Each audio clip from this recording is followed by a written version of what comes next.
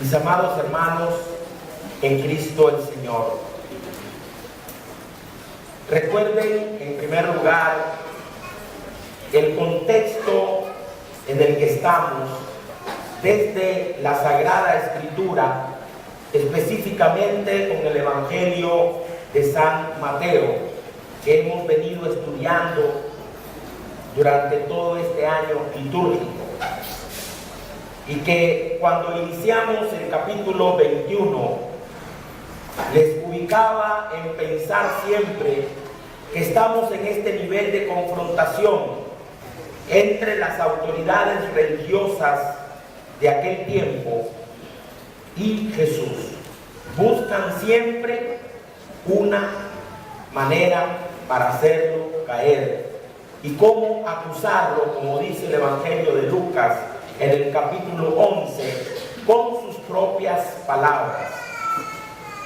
Y por eso, pues, estos domingos hemos entrado en este debate en el que Jesús quita el reino de Dios al antiguo pueblo y lo pasa al nuevo pueblo, su pueblo, que es la iglesia. Y por eso, precisamente, estos domingos hemos estado escuchando estas parábolas dirigida a los fariseos y a las autoridades de su tiempo, y que son una enseñanza para nosotros, pueblo de Dios. La parábola de los hijos, el que dice sí y no va, el que dice no, se arrepiente y va. La parábola de los viñadores asesinos, a los cuales se les quita el viñedo para dárselo a uno que dé frutos. Pero también el Señor nos ha hablado por medio de la parábola del banquete, domingo pasado, preciosa, ¿no? Y hablábamos sobre la sociología del banquete, el significado que tiene y la enseñanza que hay para nosotros el domingo pasado. Siempre hay invitados que no llegan a la boda y hay algunos que no fueron invitados, pero que va por el camino a buscar a todo mundo, y se llenó la sala, ¿verdad?, de los que no eran invitados, pero como los invitados no quieren ir, pues hay que buscar, porque estaba lista una vaca, un chancho y un montón de gallinas que no se pueden perder. Ya todo estaba bien cocinado, ¿verdad? Y tenemos que vernos ahí. Cada uno de nosotros tenemos que vernos como iglesia, que nosotros no éramos los invitados, pero si los judíos no quieren participar del banquete, entonces el Padre abre a todos la posibilidad de entrar a ese banquete. Desde siempre ha estado abierto, porque ha sido la voluntad del Padre, pero los fariseos han querido cerrar la puerta a los demás. Entonces estamos en esta situación conflictiva entre las autoridades judías y Jesús, y ahora quizás cambia un poquito la palabra de Dios y dejamos de escuchar parábolas, y ahora vamos a entrar en estas discusiones con temas muy, pero muy delicados. En el tiempo de Jesús habían tantas cosas, y qué interesante cómo los fariseos van haciéndole preguntas a Jesús que ayudan a clarificar a la nueva iglesia, a su nuevo pueblo, y nos da una enseñanza para nosotros también, y recordarnos cuál debe ser la actitud básica de un verdadero cristiano. En esta ocasión podemos pensar que Jesús el Señor nos está hablando de un tema todavía hoy, pero muy delicado, que a veces uno pues dice, ¿por dónde entro? Si vieran cuántas cosas se me vienen a la mente, entro por aquí o entro por allá, todos son viables, pero hay que entrar de alguna forma. Y hoy precisamente el Señor nos habla de los deberes que tenemos como ciudadanos. Contemplémonos, somos cristianos. Había un canto, era muy popular allá cuando yo tenía unos 12, 15 años, ¿verdad? Aquel famoso canto, soy ciudadano del infinito, ¿se acuerdan? Es un canto muy bonito, soy ciudadano del infinito, cierto que soy ciudadano del infinito, porque Jesucristo el Señor el domingo pasado nos habla de un banquete, y es el banquete de la vida eterna. Soy ciudadano del infinito, soy ciudadano de la Nueva Jerusalén, y vamos para allá, claro que sí. Pero ojo, también somos ciudadanos en un contexto, en una nación y en un país determinado. Todos los cristianos, sean estos cristianos estadounidenses, pues viven en Estados Unidos, ¿no? Y ahí también son ciudadanos de ese país. Pues hay también ciudadanos alemanes que son cristianos, pero también viven en Alemania y por tanto tienen su país. Pero entonces, ¿cómo vivir estas dos realidades? Siendo ciudadano del infinito y siendo ciudadano peregrino en un determinado país. Antes solo existía el pueblo de Dios limitado a la circunscripción de Judá y Jerusalén, con los dos reinos divididos. Pero ahora no, la iglesia tiene que abrirse a la universalidad y por tanto, en aquel tiempo no solamente va a estar en Judá y en Jerusalén o Samaria, también le toca estar en Roma. Y después le toca extenderse más allá y más allá y más allá. Y en todos los lugares hay gobiernos. El sistema que sea, monárquico, legislativo o lo que sea. Pero allí tenemos que vivir los cristianos. Entonces, ¿cuál debe ser nuestra actitud? ¿Actitud de indiferencia? No, pues yo soy ciudadano del infinito y nada tengo que ver con este mundo. Como en un tiempo, pues algunos hermanos separados decían que ni siquiera hay que cantar el himno nacional, por ejemplo, en un país. Y esto entra en confrontación, porque es lógico que cada país tiene sus himnos patrios, ¿sí o no? Todos tenemos himnos patrios. ¿Qué actitud debemos de tener ante ellos? Tenemos nuestra constitución de la República de Nicaragua. ¿Cuál es la actitud que debe tener un cristiano? Porque el cristiano también tiene su constitución, la ley del amor. Ley del amor que también está sancionada en el Código del Derecho Canónico, inspirada por el Concilio Vaticano II, por toda la tradición de la Iglesia y por la Sagrada Escritura. Entonces, a ver, debe haber ahí un ataque entre uno contra el otro y el otro contra el otro, o cuál debe ser la actitud. De esto se trata la palabra de Dios hoy. Es interesante, por lo menos, examinarla y profundizar esta palabra. Vean entonces, con qué saña, con qué mala intención se reúnen hoy los fariseos. Y se reúnen con un objetivo concreto: para hacer caer a Jesús con preguntas insidiosas. Mas no saben que esas preguntas insidiosas nos van a ayudar a nosotros los cristianos.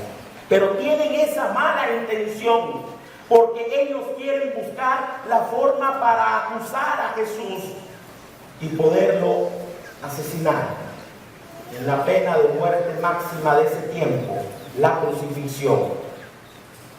Ya tienen todo listo, ya prepararon sus preguntas y están listos a atacar. Próximo domingo también van a atacar y van a atacar. Jesús va a responder. Entonces ellos no van. Miren la palabra de Dios, no van. Dice que mandan a sus secuaces. Pero ya estos iban preparados con la pregunta que van a hacer. A sus secuaces, esos que se venden por nada. Pero también mandan a algunos del partido de Herodes. Se le llamaban herodianos en ese tiempo. que también eran judíos. Ellos llegan donde Jesús y le dicen algo muy importante. Miren que en medio de todo solo Dios sabe escribir recto en líneas torcidas. Estos secuaces, estos del partido de Herodes, llegan donde Jesús y primero le lanzan una alabanza que debe mantenerse por siglos. Y le dicen: maestro. Sí, él es maestro. Yo soy maestro, lo dice el Señor. Y claro que sí. Sabemos que eres sincero y enseñas con verdad el camino de Dios. ¡Wow! Sincero, claro. Y este maestro enseña con verdad el camino de Dios. ¿Acaso él mismo no se dirá en el Evangelio de Juan: yo soy el camino, la verdad y la vida? No están diciendo nada fuera de contexto. Así es. Y que nada te arredra. Claro que no, nada. Por eso en algún momento llegó a decir: vayan a decirle a ese zorro. Y era Herodes. El zorro le dijo. Uy, el zorro le dijo: nada le arredra, nada. Porque no buscas el favor de nadie. Claro, es íntegro. Un Jesús reconocido como tal, incluso por sus enemigos. Ya solo ahí miren que no tienen cómo acusarlo. No tienen cómo, no hay dónde agarrar a Jesús. Su actitud, su comportamiento, su doctrina hasta ahora ha sido intachable. Sus acciones han sido admirables, pero tienen un corazón cerrado y no pueden ver más allá de su prepotencia.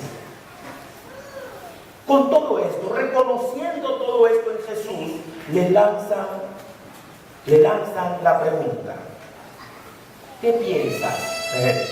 ¿Qué piensas? Así como, ¿cuál es tu opinión? ¿Qué dices tú sobre? ¿Verdad?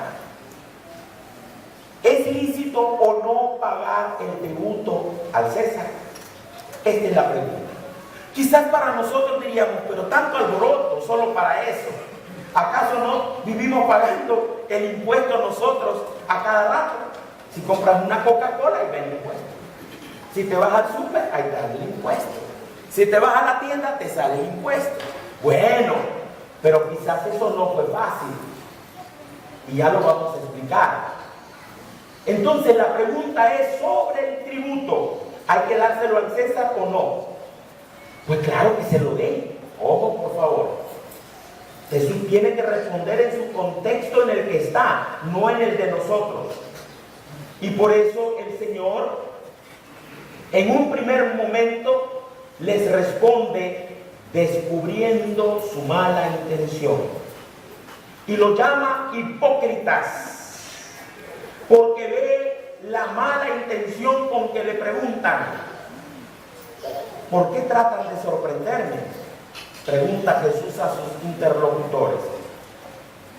Y de forma muy astuta pide que le enseñen una moneda del tributo, en la cual siempre hay una imagen del César, en este caso el emperador Tiberio de ese tiempo. Y Jesús pregunta: ¿de quién es esta imagen y esta inscripción? Del César, lógico. Entonces Jesús responde: den pues al César lo que es del César y a Dios lo que es de Dios. Frase muy ocupada, frase aprendida quizás por todos nosotros los cristianos, pero también los ateos, pero también los políticos se la saben muy bien, y se la sabe casi todo el mundo, aunque nunca vaya a misa. También se la saben los hermanos separados, pero la cosa es cómo se puede interpretar, porque saber, podemos saber, Aprender de memoria podríamos aprender, pero profundizar esta respuesta pues requiere un esfuerzo intelectual y de voluntad para poder comprender lo que Jesús no solamente está diciendo en su contexto, sino también lo que Jesús nos está diciendo a nosotros. Entonces, reflexionemos. En primer lugar, pensemos en el impuesto al César en ese tiempo. Estamos hablando de Judá, que estaba prácticamente ocupada por el imperio romano de ese tiempo. Estamos hablando de un pueblo que ama a Dios y que vive la primera lectura que hemos escuchado el día de hoy, en el cual en la lectura escuchamos diciendo: yo soy el Señor y no hay otro. No hay otro Dios fuera de mí. Está expresando el profeta Isaías. Te hago poderoso aunque tú no me conoces, para que todos sepan de oriente a occidente que no hay otro Dios fuera de mí. Yo soy el Señor y no hay otro. Sí, no hay otro Dios, y eso es lo que quiere vivir el pueblo de Judá. Quiere vivir su fidelidad a ese Dios. Pero en ese tiempo hay un problema. Aquellos que ostentaban el poder se creían que eran dioses, eran la deidad. Todos los imperios de ese tiempo creían que ellos ostentaban el título de Dios y que por tanto podían hacer todo lo que les venga en gana contra los pueblos que colonizaban. Y por eso entonces el impuesto era nada más ni nada menos que una de las servidumbres consecuentes a la ocupación romana. Era un medio para explotar al pueblo y tenerlo siempre sometido. Eso era el impuesto. Pero por otro lado, también el impuesto, si lo pago o no, hay mucha diferencia. Porque si lo pago, estoy aceptando que César es un Dios. Y por tanto va en contra de mis principios como judío, que debe de adorar solo a Dios y a nadie más. ¿Se fijan? ¿A dónde está el gran problema? Por eso, la pregunta es bien dura. ¿Es lícito o no pagar el tributo al César?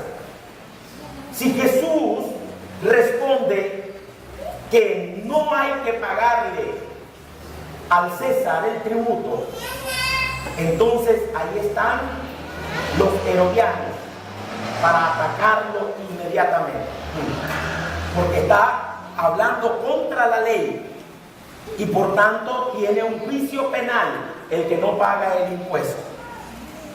Pero si Jesús responde que sí hay que pagarlo, entonces le caen los fariseos, porque entonces dice: ya vieron, no es hijo de Dios, porque él mismo está aceptando que nosotros adoremos al César y no adoremos a nuestro Dios. Cualquiera de las dos respuestas es ciertamente una trampa, y Jesús tiene que tener cuidado. ¿Será que Jesús entonces irá a tomar partido de aquellos que hablan en ese tiempo sobre el impuesto? Por ejemplo, los saduceos y los herodianos, lógicamente eran colaboradores del imperio romano. Y en ese tiempo ellos decían: sí, hay que pagar el tributo al César. Recordemos que los saduceos no creían en los ángeles, no creían en la vida eterna, no creían en la resurrección. Entonces ellos pues dicen: hay que pagar. Los fariseos fariseos, en cambio, dicen que es ilícito moralmente, por tanto, no hay que pagar. Pero luego ponían por ahí en letra pequeña, solo en caso extremo, decían ellos, ¿eh? Entonces dejaban la puertecita medio abierta. Y luego los celotas, que era un grupo guerrillero en contra de la ocupación romana, ellos categóricamente decían: no hay que dejarnos poner la bota romana, por tanto no se paga el impuesto. Pero lo exigían con armas, a la fuerza. Entonces Jesús, ¿cuál vas a tomar? ¿Cuál de estos partidos? ¿Será que tú también nos vas a decir un sí y un no? ¿O cuál es tu respuesta? Nosotros la hemos escuchado. Den pues al César lo que es del César y a Dios lo que es de Dios. Jesucristo nos está poniendo, hermanos, a todos los cristianos en el justo medio sobre los deberes ciudadanos que tenemos en cada país donde vive un cristiano. Los deberes que debemos de realizar son complementarios y no excluyentes. Estamos llamados a ser buenos ciudadanos de nuestros países. Cristo nos está llevando por el camino de su voluntad y por eso quiere que contemplemos una iglesia y que veamos a una iglesia que debe estar ciertamente viviendo en el determinado país, cumpliendo con sus deberes ciudadanos como un cristiano ejemplar. Por eso entonces, quizás algunos interpretan esta expresión de Jesús pensando quizás con aquella expresión que dice zapatero a tu zapato. La iglesia no debe meterse en los asuntos políticos de un país. La iglesia no debe meterse en asuntos de la calle y de la vida. La iglesia no debe meterse en los asuntos de la economía y del trabajo. La iglesia no debe meterse en los asuntos de la ciencia y la cultura. Eso es humano. Eso que vaya por su lado.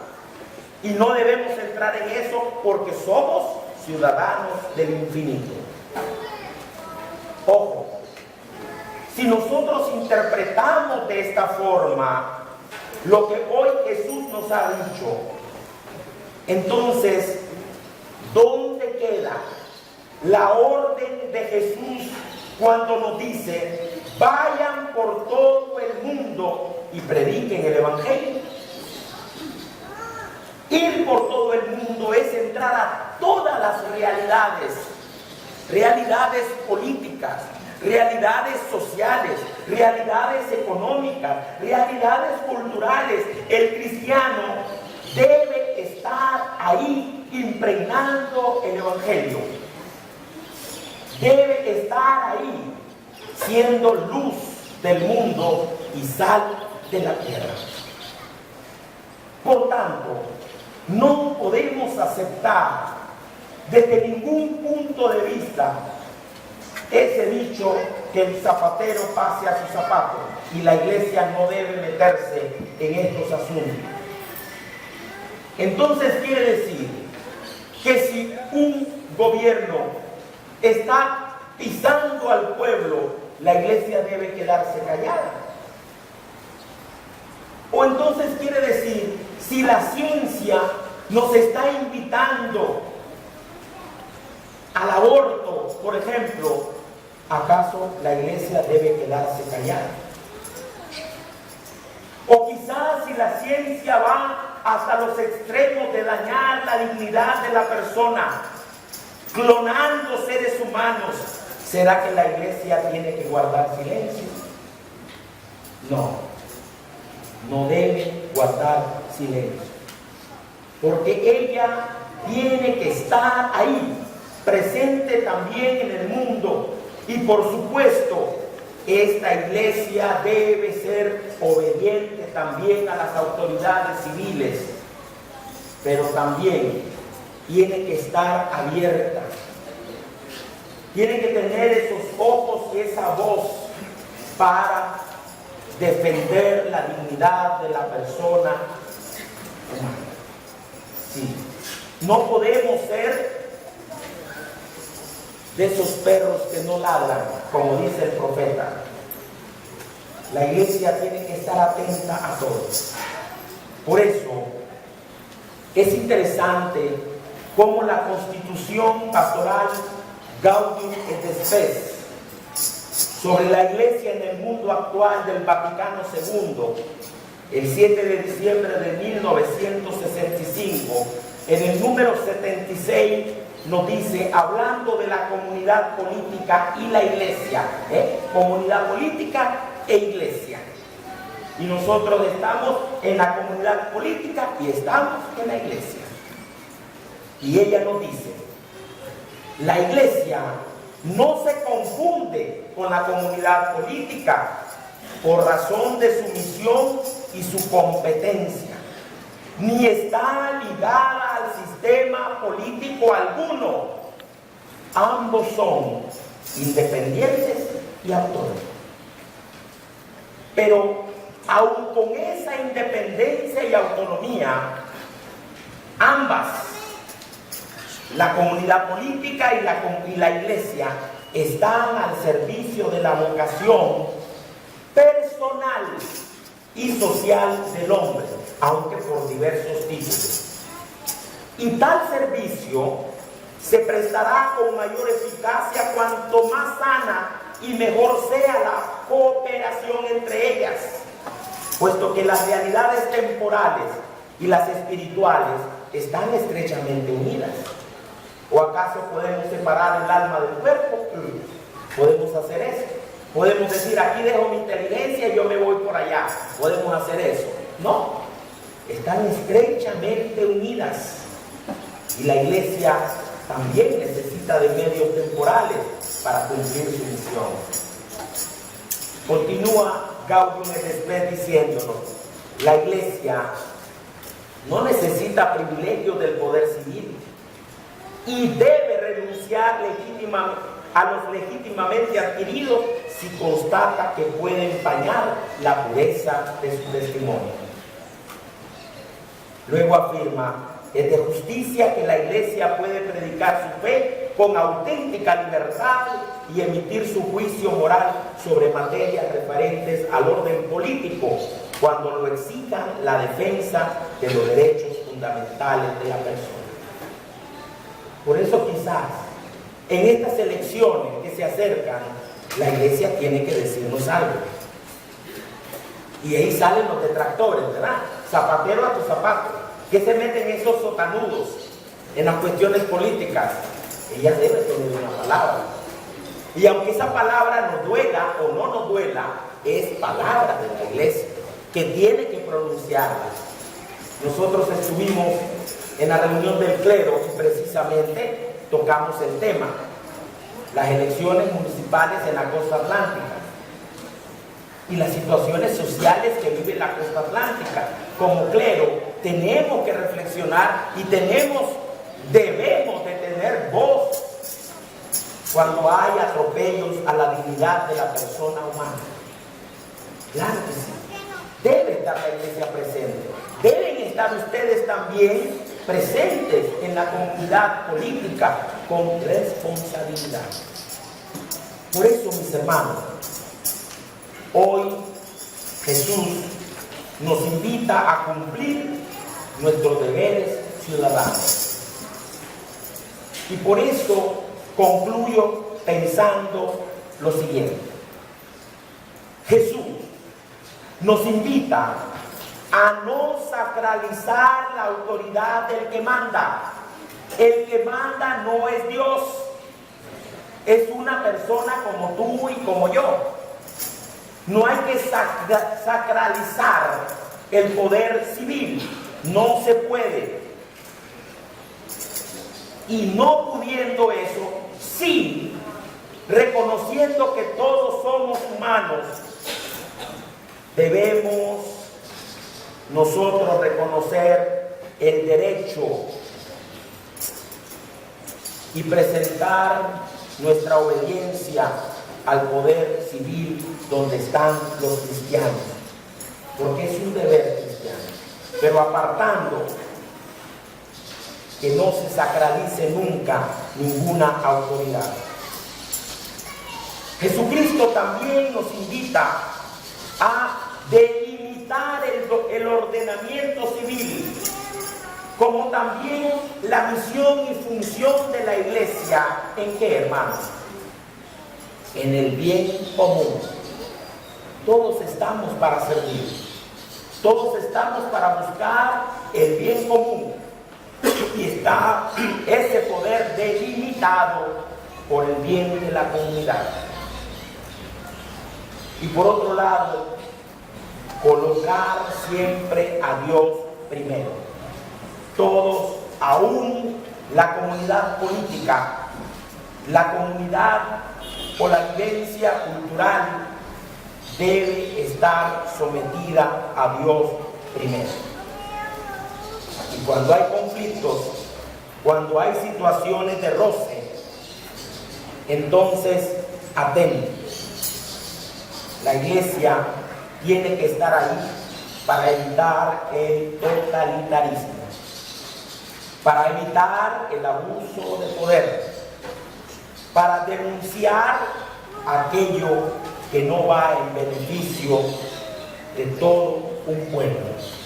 Sobre todo cuando se están violando los derechos de la persona y de la vida, cuando se violan los derechos de la familia, cuando se violan los derechos de la libertad religiosa. Hoy Jesús entonces nos invita a ser buenos cristianos. Y ser buenos cristianos, mis queridos hermanos, no significa vivir divorciados de las instancias de donde se cuecen los destinos del mundo. Ahí tenemos que estar presentes. Sobre todo ustedes, como laicos, que están en el mundo, tienen que impregnar el Evangelio y la buena noticia del reino de Dios en todas estas circunstancias políticas, económicas, culturales y sociales de nuestro país. A esto nos anima el Señor. Esto exige una reflexión más profunda de cada uno de nosotros. Exige entrar en la mente de Dios para que dentro de esa mente de ese Dios nosotros podamos comprender nuestros deberes como ciudadanos del determinado país, pero no perdiendo el horizonte que estamos llamados por Cristo a construir su reino de amor y de justicia. Que así sea.